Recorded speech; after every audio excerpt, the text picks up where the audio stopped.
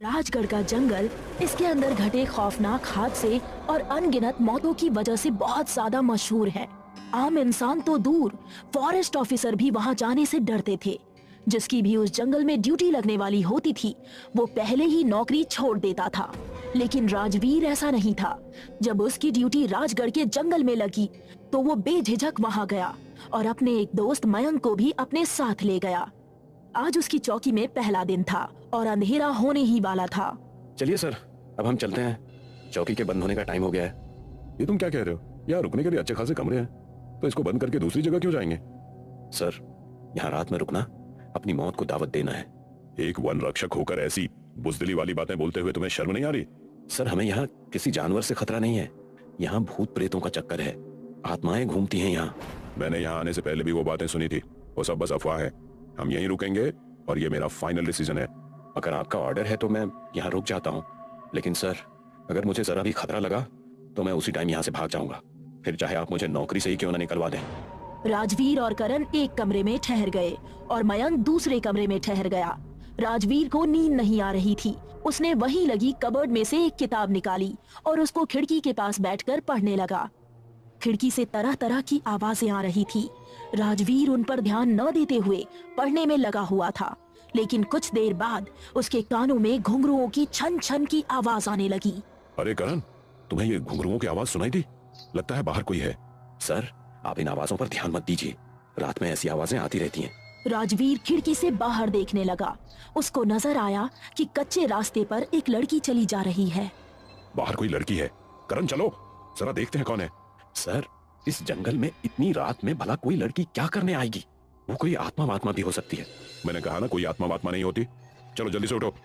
करण ना चाहते हुए भी उठकर उसके साथ हो लिया।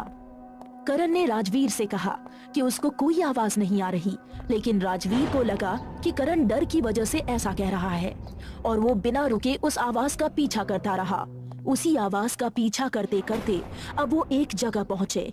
वहां उनको एक ढलान नजर आया और नीचे जाकर वो ढलान एक तालाब पर जाकर खत्म हो रहा था। उसी तालाब के पास राजवीर को फिर से वो लड़की नजर आई। देखो, वो रही। राजवीर ने अचानक से पैर आगे बढ़ा दिया। वहां की मिट्टी काफी गीली थी और वहां झाड़ियां भी थी। उसका पैर जमीन में अटक गया। सर, मैं निकालता हूँ, आप हिलिएगा नहीं। करण ने उसका पैर निकालने की कोशिश की तो वहां की चिकनी मिट्टी पर फिर से करण का पैर फिसल गया और वो ढलान से लुढ़कता हुआ नीचे तालाब की तरफ गिरने लगा। करण लुढ़कता हुआ नीचे तालाब के पास पहुंच गया, लेकिन वहां भी काफी पेड़ और झाड़ियां थी, जिसके कारण राजवीर उसको देख नहीं सकता था। करण को काफी चोटें आई थी। वो खुद को संभालते हुए खड़ा हुआ। इस आदमी को खुद तो खतरे के पास जाने की आदत है, साथ में मुझे भी ले आया। तभी करण को अपने ठीक पीछे किसी की मौजूदगी महसूस हुई। उसने देखा कि अचानक से हवा चलने लगी है और ठंड काफी ज्यादा बढ़ गई है। उसने डरते हुए अचानक से पीछे पलट कर देखा। एक लड़की नीला लहंगा पहने हुए ठीक उसके सामने खड़ी थी। उसका चेहरा दुपट्टे से ढका हुआ था। कौन हो तुम? लड़की कुछ नहीं बोली, लेकिन तभी हवा का एक झोंका आया और उसके सर से दुपट्टा हट गया। लड़की का चेहरा पूरी तरह से झुलसा हुआ था, आंखें लाल लाल चमक रही थी। उसका खौफनाक चेहरा देखकर करण की धड़कनें मानो रुक सी गई और सांसें अटक कर रह गईं। उसने करण की आंखों में अपने नाखून मार डाले और अगले ही पल उसने करण को फिर से पकड़ा और उसकी गर्दन में अपने दांत गाड़ दिए। ये कहकर उसने अपने पंजे से कई बार उसके पेट पर वार किया, फिर जमीन पर बैठकर उसका सारा मांस खाने लगी। इस तरफ राजवीर भी अपने पैर को निकालने में कामयाब हो चुका था। वो ढलान से धीमे धीमे नीचे उतरने लगा और उसको तालाब की तरफ वही लड़की जाती हुई नजर आई। वो लड़की तालाब में एक कदम रख चुकी थी। तभी राजवीर ने उसका हाथ पकड़ लिया। राजवीर की उससे नजरें मिली। वो उसकी खूबसूरती और शरीर की बनावट में खोने लगा, लेकिन अगले ही पल उसने अपनी भावनाओं पर काबू किया और फिर से उससे पूछा, कौन हो तुम और इस टाइम यहाँ क्या कर रही हो? मेरा नाम निहारिका है। यहाँ तालाब पर मरने के इरादे से आई हूँ। देखो, मैं इस जंगल का फॉरेस्ट ऑफिसर हूँ। जो भी परेशानी है मुझे बताओ, मैं तुम्हारी मदद करूंगा। मैं राजगढ़ में अपनी छोटी बहन सृष्टि के साथ रहती थी। अभी कुछ दिनों पहले मेरी बहन न जाने कहाँ गायब हो गई। ठाकुर साहब के छोटे भाई का उसके साथ मिलना जुलना था। मैं उसको ढूंढते हुए वहाँ पहुंची तो उसने मुझे बुरा भला कहकर भगा दिया। तब से ठाकुर के आदमियों ने मेरा जीना दुश्वार कर रखा है। पूरे गांव में ये अफवाह फैला दी कि मेरी बहन किसी के साथ भाग गई है। उसके बाद गांव वालों ने भी मुझ पे गंदी नजर रखनी शुरू कर दी। अब ऐसे में मैं भला क्या कर सकती हूँ? आप चलिए मेरे साथ, मैं आपकी बहन को ढूंढने में आपकी मदद करूंगा। मेरे कहने पर पुलिस कार्यवाही जरूर करेगी। आप ये मरने का इरादा छोड़ दीजिए। उसकी बात सुनकर वो चुपचाप उसके साथ चल दी। जब राजवीर चौकी वापस पहुंचा तो मयंक दरवाजे पर खड़ा उसका इंतजार कर रहा था। राजवीर के साथ निहारिका को देखकर वो भी उसकी खूबसूरती में खो गया। तू बाहर क्या कर रहा है? कहाँ चला गया था तू? अरे ऑफिसर मैं हूँ, तो मैं तुझे क्यों परेशान करता? इसलिए तुझे सोता हुआ छोड़कर चला गया। ये कौन है? फिलहाल अंदर चलते हैं, बाद में बता दूंगा। कहकर वो तीनों अंदर गए। राजवीर ने निहारिका को एक कमरे में ठहरा दिया और फिर मयंक को उसके बारे में सब कुछ बता दिया। बहुत ही अजीब कहानी है इसकी। कहीं ये कोई चुड़ैल? यार अब तू भी शुरू मत हो जाना। अगर ये कोई चुड़ैल होती तो मैं जिंदा तेरे सामने नहीं खड़ा होता। लेकिन ये करण कहाँ है? वो भी अपने कमरे में नहीं है। वो बहुत ही डरा हुआ था। लगता है जैसा उसने कहा वैसा ही किया, भाग गया वो। आई थिंक अब तो सुबह ही आएगा। चल ठीक है, अब दोनों सो लेते हैं। और मेरे बाप, अब मुझे अकेला छोड़कर कहीं मत जाना। वो दोनों एक ही कमरे में जाकर सो गए। कुछ देर बाद उनको कई कुत्तों के एक साथ रोने की आवाज आने लगी। अरे यार, अब इन कुत्तों की भी नानी अभी ही मरनी थी क्या? मैं जाकर देखता हूँ। रुक, मैं भी आता हूँ। और दोनों रूम से बाहर निकले। उसकी नजर निहारिका के कमरे पर पड़ी, जिसका दरवाजा खुला हुआ था और वो उसमें मौजूद नहीं थी। दोनों बाहर निकले और वहाँ एक अजीब सी बदबू आ रही है। दोनों ने पास जाकर देखा तो उनके पैरों तले जमीन खिसक गई। वहाँ जमीन पर एक लाश कई चीथड़ों में पड़ी हुई थी। उसके कपड़ों से पता चल रहा था कि वो लाश करण की है। करण की लाश यहाँ पड़ी है, इतनी बुरी हालत में, और निहारिका यहाँ से गायब है। कहीं निहारिका सच में? तभी उसके कंधे पर पीछे से किसी ने हाथ रखा और उसके दिल की धड़कनें रुक गई। करण को मारने वाली भूतनी कौन थी? निहारिका की सच्चाई क्या है? और जिस इंसान ने अभी राजवीर के कंधे पर हाथ रखा है वो कौन है? अब तक आपने देखा, करण की लाश बहुत ही बुरी हालत में जमीन पर पड़ी थी। राजवीर और मयंक उसको हैरानी से देख रहे थे। निहारिका अपने कमरे से गायब थी। तभी किसी ने पीछे से राजवीर के कंधे पर हाथ रखा और आगे। निहारिका, तुम यहाँ कैसे? कुछ देर पहले तो तुम अपने कमरे में नहीं थी। हाँ, मैं बाथरूम गई थी तो अपने कमरे में कैसे होती? ये लाश किसकी है? ये करण था, मेरे साथ आया वन रक्षक। ये उस जगह मुझसे बिछड़ गया था जहाँ तुम मुझे मिली थी। लेकिन इसकी अचानक मौत कैसे हो गई और इसकी लाश यहाँ कैसे पहुँची? हो सकता है ये यहाँ वापस आ रहा हो और किसी जानवर ने इस पर यहीं हमला कर दिया हो। तुम्हारी आंखों के सामने एक लाश पड़ी है। एक लड़की होने के बावजूद तुम्हें एक लाश देखकर जरा भी डर नहीं लग रहा? मैंने इस जंगल में अब तक कई लाशें इसी तरह देखी है। आदत हो चुकी है, आप भी आदत डाल लीजिए। कहकर वो मुड़ी और वापस अपने कमरे की तरफ चली गई। मयंक और राजवीर अभी भी ये सोच रहे थे कि आखिर करण को मारने वाला जानवर कौन हो सकता है। अगर उसकी मौत इसी जगह हुई थी तो उन्हें उसकी चीख पुकार क्यों सुनाई नहीं दी? मुझे अभी सर को इन्फॉर्म करना पड़ेगा। राजवीर ने उसी टाइम अपने हेडक्वार्टर कॉल लगाया। सर, मैं राजू बोल रहा हूँ। बोलो राजवीर, क्या बात है?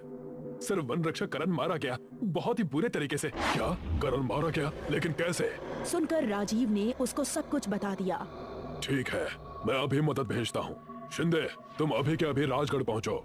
लेकिन सर, मेरा जाना वहाँ जरूरी है क्या? मैंने पहले भी कई बार नोटिस किया है कि तुम हमेशा राजगढ़ जाने के नाम पर डर जाते हो। क्या तुम एक फॉरेस्ट ऑफिसर होकर जंगल जाने से डरते हो? सर, मैं जानवरों से नहीं डरता, लेकिन उस जंगल में भूत प्रेतों का वास है। चुप हो जाओ, तुम वहाँ जा रहे हो और ये मेरा ऑर्डर है। ये सुनकर शिंदे ना चाहते हुए भी अपने साथ एक वन रक्षक रवि और एम्बुलेंस लिए जंगल पहुंच गया। कितनी खतरनाक मौत हुई है इसकी। तुम यहाँ पर रुके ही क्यों थे? सर, मेरी ड्यूटी लगी है यहाँ। अगर मैं यहाँ नहीं ठहरूंगा तो और कहाँ ठहरूंगा? लेकिन रात में यहाँ रुकना सही नहीं है। मैंने तुम्हें यहाँ आने से पहले ही समझाया था। क्या हुआ? आप लोग इतना शोर क्यों कर रहे हैं? तभी पीछे से एक आवाज आई और सभी ने मुड़कर उसकी तरफ देखा। निहारिका को देखकर शिंदे के चेहरे का रंग उड़ गया। ऐसा लगा जैसे कि उसको बहुत ही गहरा झटका लगा हो। तुम? ये निहारिका है, क्या आप इसको जानते हैं? सुनकर शिंदे ने एक लंबी सांस भरी और बोला, नहीं, मुझे लगा था मैंने देखा है, बट। कहकर उसने अपने साथ आए वन रक्षक रवि से कहा, चलो अंदर चलते हैं। हम सुबह होते ही यहाँ से निकलेंगे। ये कहकर वो चौकी के अंदर चला गया। राजवीर को उसका ये बर्ताव काफी अजीब लग रहा था और निहारिका के बारे में भी उसको अजीब तरह के ख्याल आ रहे थे। यार, अब चलकर सोते हैं यार, अब मुझे बहुत तेज नींद आ रही है। ये सुनकर राजवीर मयंक के साथ फिर से उसी कमरे में चला गया। वो बिस्तर पर लेट तो गया, लेकिन अभी भी उसकी नींद बहुत कच्ची थी। कुछ देर बाद उसको कोई शोर सुनाई दिया। वो दबे पांव बिस्तर से उठा और कमरे से बाहर निकला। उसने देखा कि शिंदे रवि के साथ खड़ा निहारिका के कमरे में ताका झाकी कर रहा है। फिर वो दोनों बाहर की तरफ जाने लगे। अब राजवीर भी उनका पीछा करने लगा। शिंदे ने बाहर गार्डन से एक फावड़ा उठाया और बोला, कार में से पेट्रोल की कैन निकालो। ये सुनकर रवि ने कार से पेट्रोल की कैन निकाली और फिर दोनों एक साथ आगे बढ़ गए। राजवीर भी उनका पीछा करता रहा। आखिरकार एक पेड़ के पास जाकर वो दोनों रुक गए। यहाँ खुदाई शुरू करो। ये सुनकर रवि ने उसके हाथ से फावड़ा लिया और जमीन खोदने लगा। आखिर ये शिंदे करना क्या चाहता है? थोड़ी देर खोदने के बाद जमीन के अंदर एक कंकाल नजर आया। रवि, इस पर पेट्रोल डाल दो। उसके कहने पर रवि ने कंकाल के ऊपर पेट्रोल डाल दिया और उसके बाद शिंदे ने अपनी पॉकेट से लाइटर निकाली और वो लाइटर जलाकर कंकाल पर फेंकने ही वाला था कि तभी वहाँ तेज हवा चली और लाइटर बुझ गया। अब राजवीर भी भागकर वहाँ पहुँच गया। तुम यहाँ क्या कर रहे हो? सर, यही सवाल तो मैं आपसे करना चाहूँगा। आप यहाँ क्या कर रहे हैं? और ये कंकाल किसका है? ये कंकाल निहारिका का है। क्या बोल रहे हैं आप? वो तो हमारी चौकी में है। वो उसकी आत्मा है जिसको तुम एक आम लड़की समझने की गलती कर रहे हो। ये सुनकर राजवीर के पैरों तले जमीन निकल गई। वो कुछ कहता इससे पहले ही अचानक से तूफानी हवाएं चलने लगी और सन्नाटे को चीरती हुई एक भयानक हंसी फिजा में गूंजी। तो सामने निहारिका खड़ी हुई थी। निहारिका, तुम यहाँ? अब मैं लूंगी मेरा बदला इस रिश्वतखोर ऑफिसर से। इतना कहकर वो बहुत ही भयानक रूप में आ गई। उसने अपने हाथों को ऊपर उठाया। जंगल के पेड़ पौधे जैसे उसके वश में हो चुके थे। पेड़ों की टहनियों से जटाएं निकलने लगी और उन पर हमला करने लगी। उन जटाओं ने अपने अंदर वन रक्षक रवि को जकड़ा और उसको पेड़ के ऊपर उठा लिया। अगले ही पल वो जटाएं रवि के पेट के अंदर घुस गई और उसकी मौत हो गई। फिर निहारिका ने शिंदे का गला पकड़ लिया। निहारिका, तुम कौन हो? मुझे बताओ, तुम्हारी सच्चाई क्या है? जो कहानी मैंने तुमको बताई थी वो पूरी सच थी, लेकिन वो बात अभी की नहीं बल्कि पिछले साल की है। मैं 1 साल पहले ठाकुर और गांव वालों से परेशान होकर उसी तालाब पर मरने के इरादे से आई थी। यहाँ का फॉरेस्ट ऑफिसर था। इसने मुझे मरने से रोक लिया और दिलासा दिया कि ये मेरी मदद करेगा। लेकिन उसी रात मेरे सोने के बाद वो लड़की यहाँ मरने के लिए आई थी। तुमने उसे बचा क्यों लिया? ठाकुर साहब, अगर वह तालाब में डूबकर मर जाती तो कुछ ही दिनों बाद उसकी लाश पानी के ऊपर आ जाती, तब आप फंस सकते थे। अब हम मिलकर उसको खत्म करेंगे और उसकी लाश को जमीन में दफन कर देंगे। ये बातें मैंने सुन ली थी। मैं चौकी से उसी टाइम भाग गई, लेकिन इन दोनों ने मेरा पीछा किया और फिर दोनों ने मिलकर मुझे खत्म कर दिया। तब से ये जंगल मेरी आत्मा से शापित हो गया। मैंने ठाकुर को तो उसी रात मार दिया। अगली रात मैं इसको मारने ही वाली थी, लेकिन ये दिन में ही यहाँ से भाग गया। तब से अब तक मैं इसका इंतजार कर रही थी। तो आपके इस जंगल में ना आने की वजह ये थी? राजवीर, तुम जल्दी से लाइटर उठाओ और इसके कंकाल में आग लगा दो। ये हमेशा के लिए खत्म हो जाएगी। अगर एक भी हड्डी बिना जले रह गई तो हम इसको नहीं मार पाएंगे। राजवीर ने लाइटर उठाया और उस खुली कब्र की तरफ बढ़ा। उसने लाइटर जलाया और निहारिका की तरफ देखा। वो अभी भी शिंदे का गला पकड़े हुए थी। राजवीर, जला दो इसको। आज ये जंगल शापित है सिर्फ आपकी वजह से। आपको इस जंगल का रक्षक बनकर यहाँ भेजा गया था, लेकिन आपने ही इसके अंदर अपने हाथों से गुनाह को अंजाम दिया। ये तुम क्या बकवास किए जा रहे हो? मैं एक वन रक्षक हूँ। मैं इस जंगल में कुछ भी गलत नहीं होने दूंगा। निहारिका के साथ फिर से नाइंसाफी नहीं होगी। ये कहकर राजवीर ने लाइटर बुझा दिया और उसकी कब्र में उतर गया। उसने उसके कंकाल की हड्डियां उठाई और अलग अलग जगह उनको उछाल फेंका। नहीं, ये तुमने ठीक नहीं किया। अब इसको हम कभी खत्म नहीं कर पाएंगे। निहारिका ने शिंदे को दूर फेंक दिया। फिर उसने अपने दोनों हाथ ऊपर हवा में उठाए और पेड़ों से फिर से कांटों वाली जटाएं निकल गई और उन्होंने शिंदे को जकड़ लिया। वो जटाएं अब किसी तीर की तरह उसके शरीर के अंदर उतर गई और उसका खून चूसने लगी। फिर एक जटा तलवार की तरह उसकी गर्दन पर चली और उसकी गर्दन दूर जा गिरी। निहारिका ने एक बार राजवीर की तरफ देखा। वो उसको देखकर मुस्कुरा रहा था। अब ये जंगल हमेशा मेरी निगरानी में रहेगा। राजगढ़ हमेशा शापित रहेगा। ये प्रोजेक्ट कल ही क्यों सबमिट करवाना है यार? कुछ दिन और दे देते तो आज हमें यहाँ रुकना नहीं पड़ता। मुंह बिगाड़ती हुई ऐना बोली और अपनी नोटबुक पर कोई आकृति बनाने लगी। निकोल कब से उसे और उसके द्वारा बनाई हुई ड्राइंग को देख रही थी। 1 मिनट, देना तो तेरी नोटबुक। अचानक से निकोल ने ऐना की नोटबुक अपनी तरफ खींच ली। वाह ऐना, क्या बनाया है तूने? वाह यार, क्या बनाया तूने? ये खूंखार मानव भेड़िया जिसकी आंखें भी चमक रही हैं, बहुत ही गजब की ड्राइंग है। ऐसा लग रहा है जैसे अभी ये इससे बाहर आ जाएगा। हाँ। तुम्हें पता है ऐसे मानव भेड़िए हकीकत में होते हैं। मैंने सपनों में देखा है इन्हें। सपनों में? क्या है ना तू भी? कहती हुई निकोल हंसने लगी, साथ ही साथ बाकी सब भी हंसने लगे। तभी पास ही के रीडिंग रूम में एक भारतीय मूल का लड़का निकल कर आया, जो बहुत देर से इन सब की बातें सुन रहा था। उसका नाम राहुल था। वहां से उठा और बुक रैक की तरफ चल दिया और एक बुक जिस पर बड़े बड़े अक्षरों पर वेयरवुल्फ लिखा था और एक खूंखार जानवर की तस्वीर थी जो हूबहू ऐना की बनाई हुई ड्राइंग से मिल रही थी, अपने हाथों में लिए आया और आकर सबके सामने बैठ गया।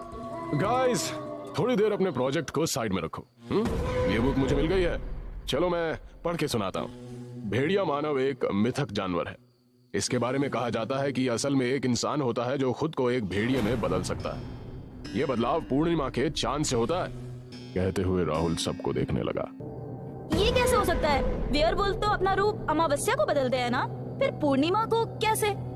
ऐना आश्चर्य से बोली। नहीं है ना, गूगल पर कहीं भी सर्च कर ले, जो वेयरवुल्फ होगा उस पर चांद की रोशनी पड़ते ही उस आदमी के अंदर का खूंखार जानवर जाग जाता है। नहीं, मैं नहीं मानती। चांद की चांदनी तो सबको शीतलता प्रदान करती है, तो वो इंसान के अंदर के जानवर को कैसे जगा सकती है? ऐना ने अपना व्यू रखा। तभी निकोल बोलने को हुई, लेकिन राहुल ने उन्हें चुप करवा दिया और आगे पढ़ने लगा। चांद की चांदनी शांति का प्रतीक होती है और इससे उलट अमावस्या को शैतानी आत्माओं की शैतानियत अपनी चरम पर होती है। इस समय वो कुछ भी कर सकती है, किसी भी इंसान को जानवरों में परिवर्तित कर अपना कार्य पूर्ण करवाती है। देखा, कहा था ना मैंने। चलो अब तुम आगे पढ़ो। कहा जाता है कि यदि कोई अमावस्या की काली अंधेरी रात में इस इंसानी खूंखार जानवर यानी वेयरवुल्फ का खूंखार सा चित्र बनाता है और उसे अमावस्या के रात के तीसरे पहर की हवा लग जाए तो वो उसी रूप में उस ड्राइंग से बाहर आ जाता है।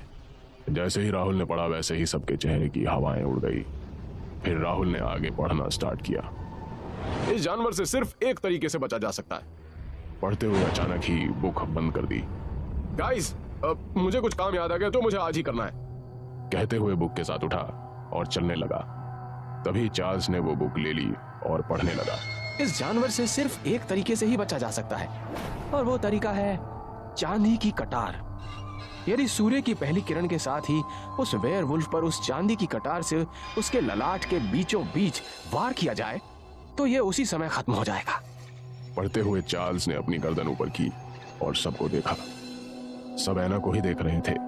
वहीं खड़ा राहुल सबको घूर रहा था। ऐना, तूने भी तो ड्राइंग बनाई है ना? और आज कहीं अमावस्या तो नहीं? एक स्टूडेंट एंथनी ने ऐना को देखते हुए कहा। तभी अचानक किसी छोटे बच्चे के रोने की आवाज आई। गाइस, कोई बेबी रो रहा है। लगता है किसी को हेल्प की जरूरत है। चलो ना चले। कहते हुए ऐना ने सबको अपने साथ लिया और बाहर जाने लगी। इस कॉलेज के एक तरफ बहुत बड़ा और गहरा जंगल था। वो आवाज वहीं से आ रही थी। रात के इसकी अमावस्या का तीसरा पहर लग चुका था। वो सब इस अंधेरी काली रात में धीरे धीरे जंगल में आगे की ओर बढ़ते जा रहे थे। अचानक ही मौसम में परिवर्तन हुआ और खूंखार जानवरों के दहाड़ने की आवाज आने लगी। चमगादड़ों और उल्लुओं के चिल्लाने की आवाज आने लगी थी। वो सब इस काले जंगल में अपना रास्ता भटक चुके थे। सबने अपने फोन की फ्लैश लाइट्स ऑन कर रखी थी। डरते डरते सब धीरे धीरे आगे बढ़ रहे थे कि तभी ऐना को कुछ ही दूरी पर लाल रंगीन आंखें नजर आई। वो डरते हुए वहीं रुक गई। क्या हुआ है ना? तू रुक क्यों गई अचानक? देख, ये जंगल खतरों से खाली नहीं है। हमें जल्द से जल्द सुरक्षित स्थान ढूंढना होगा, वरना कभी भी हम जंगली जानवरों का भक्षण बन सकते हैं। ऐना को देखते हुए निकोल बोली। वो वहाँ। बड़ी मुश्किल से आवाज निकालते हुए ऐना कुछ ही दूरी पर लगे एक बड़े से पेड़ की तरफ इशारा करते हुए बोली। सब उस ओर देखने लगे। सबको वहां चमकती हुई सी दो आंखें दिखी जो रक्तिम लालिमा लिए हुए थी। सूखे पेड़ों के पत्तों की सरसराहट और जंगली जानवरों की भयानक आवाज साफ सुनाई दे रही थी। अरे खड़े क्या हो, भागो! लगता है आज रात अमावस्या का तीसरा पहर शुरू हो चुका है। कहते हुए चार्ल्स ने चिल्लाते हुए कहा और वहां से भाग खड़ा हुआ। देखते ही देखते वो सब वहां से भागने लगे। तभी अचानक ही उनके आगे एक बहुत बड़ी आकृति आ गई और उनका रास्ता रोक लिया। उनके सामने एक खूंखार वहशी दरिंदा खड़ा था जो आधा जानवर और आधा इंसान था। ठीक वैसा ही जैसा एना ने अपने इस सपने में देखकर वो ड्राइंग बनाई थी। ये तो बिल्कुल वैसा ही है, ड्राइंग जैसा। कहते हुए एना उस खूंखार जानवर को देखने लगी। एना, भाग जल्दी, और तुम सब भी जल्दी करो। कहते हुए निकोल ने एना का हाथ पकड़ा और दूसरी तरफ भागने लगी। भागते भागते अचानक ही उस खूंखार जानवर ने उनके एक दोस्त एडवर्ड को पकड़कर अपनी तरफ खींच लिया। कुछ ही देर में बहुत भयानक चित्कार से वो पूरा जंगल गूंज उठा, लेकिन फिर भी वो सब आगे बढ़ते गए और यहाँ से बाहर निकलने का रास्ता ढूंढते रहे। चलते चलते वो सब थक चुके थे। थक हार कर वो सब एक पेड़ के नीचे आराम करने बैठ गए कि तभी निकोल के ऊपर कुछ गीला और चिपचिपा पदार्थ आकर गिर गया। ये क्या गिरा? गीला गीला, ये क्या है? ओह माय गॉड, ये तो खून है! निकोल जोर से चिल्लाई और पीछे हट गई। वहां बैठे सब लोग खड़े हो गए और अपने फोन की फ्लैशलाइट से उस पेड़ की ओर देखने लगे। सब चिल्लाते हुए कुछ दूर हुए ही थे कि तभी एक लाश उनके सामने आ गई जिसकी आंतड़ियां बाहर आई हुई थी और उसमें से बहुत भयंकर बदबू आ रही थी। वो इसी ग्रुप का वही लड़का एडवर्ड था जिससे वेयरवुल्फ ले गया था। एना और निकोल दोनों दूर भागी। हमारा यहाँ रहना ठीक नहीं है, हमें यहाँ से किसी और जगह चलना चाहिए। रोती हुई निकोल ने सबको दूसरी जगह जाने को बोला। वो सब आगे बढ़े ही थे कि एक बार फिर से वो वेयरवुल्फ उनके सामने आ खड़ा हुआ। अचानक ही वो खूंखार उन सब पर झपट पड़ा। उसने चार्ल्स को उठाया और जोर से एक पेड़ पर दे मारा। उसे सर पर बहुत गहरी चोट आई जिससे वो वहीं पर गिर गया। देखते ही देखते उसने बाकी जनों को भी घायल कर दिया, लेकिन फिर भी हिम्मत करते हुए, रोते और घबराते हुए उन सब ने चार्ल्स को वहां से उठाया और वहां से भागे। अब तक वो अपने दो साथियों को खो चुके थे। अचानक ही एक झटके में बिना टाइम गवाए हुए वो निकोल पर झपटा। अपने दोस्तों की हालत देखकर एना को बहुत गुस्सा आया। तभी उसको राहुल की किताब की बातें याद आने लगी। अचानक ही एना की नजर आसमान में गई। देखा तो पूरे आसमान में लालिमा फैली हुई थी। वो वेयरवुल्फ निकोल को देखते हुए लार टपका रहा था और देखते ही देखते उसने अपने नुकीले दांतों से उस पर वार करने ही वाला था कि एना ने अपने पास रखी हुई एक चांदी की कटार निकाली और सूर्य की पहली किरण निकलने के साथ ही उस वेयरवुल्फ की ओर फेंक दी। एक भयंकर चित्कार उस पूरे जंगल में गूंज उठी और साथ ही साथ उस जंगल का काला घना अंधेरा सूर्य की रोशनी से छटने लगा था। सब खुश होकर नाचने लगे कि वो मानव भेड़िया मारा गया। सब उस खूंखार को देखने लगे। देखते ही देखते उसका रूप बदलने लगा और वो इंसानी रूप में आने लगा। जैसे ही वो इंसानी रूप में आया, सब एक साथ जोर से चिल्लाते हुए पीछे की ओर हट गए। राहुल, ये था वेयरवुल्फ? सबके मुंह पर एक ही सवाल था।